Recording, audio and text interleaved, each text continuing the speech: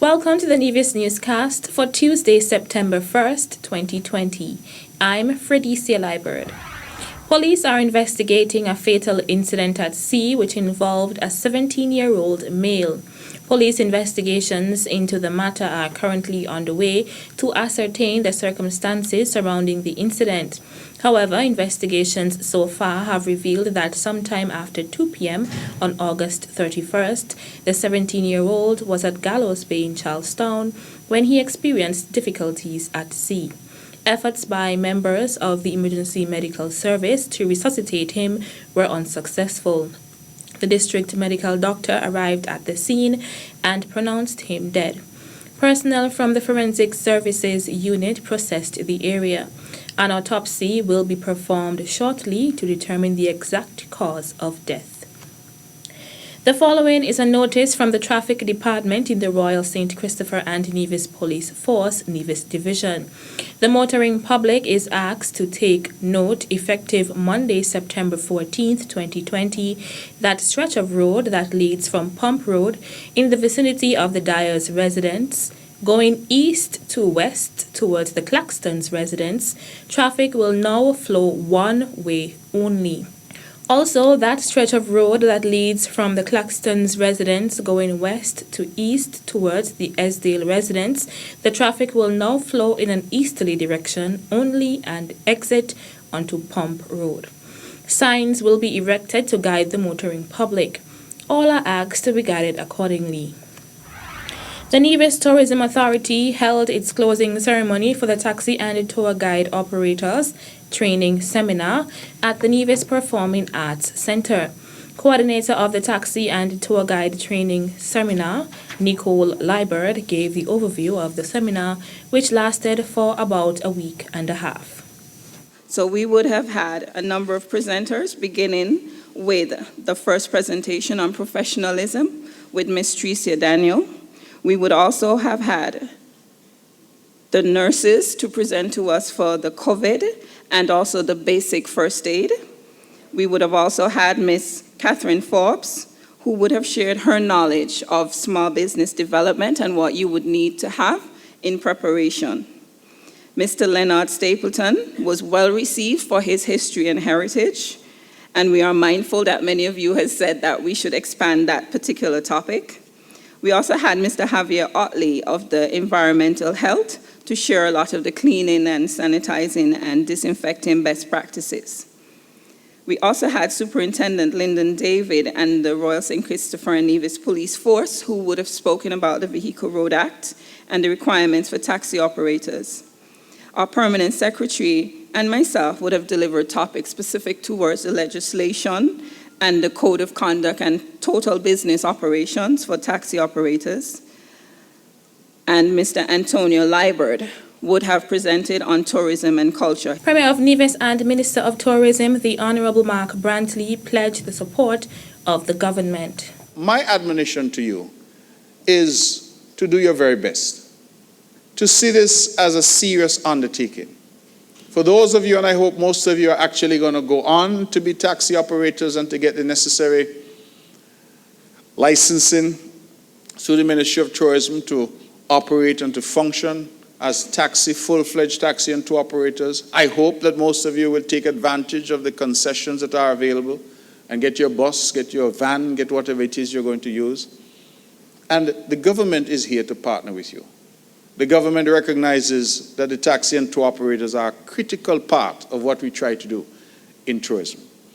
And so my admonition to you is to do the best that you can, to be professional, to be courteous, to ensure that we always put our best foot forward to those who come to visit, because that first interaction can make or break somebody's stay. A total of 85 participants received certificates of completion from the Taxi and Tour Operators Seminar, which was hosted by the Nevis Tourism Authority.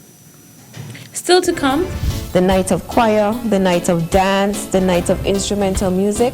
These will all be presented virtually so that persons will be able to participate. The details right after this break. Contribute to the future Create the sound of Nevis. The Nevis Tourism Authority, in collaboration with the Culturama Secretariat, presents the Nevis Song Competition. Winner will receive EC $5,000. That's right, 5,000 EC dollars could be yours. The deadline is September 11th, 2020. Submit your song to info@nevisisland.com. Visit www.nevisisland.com and www.culturamanevis.com for more information. It's the Nevis Song Competition.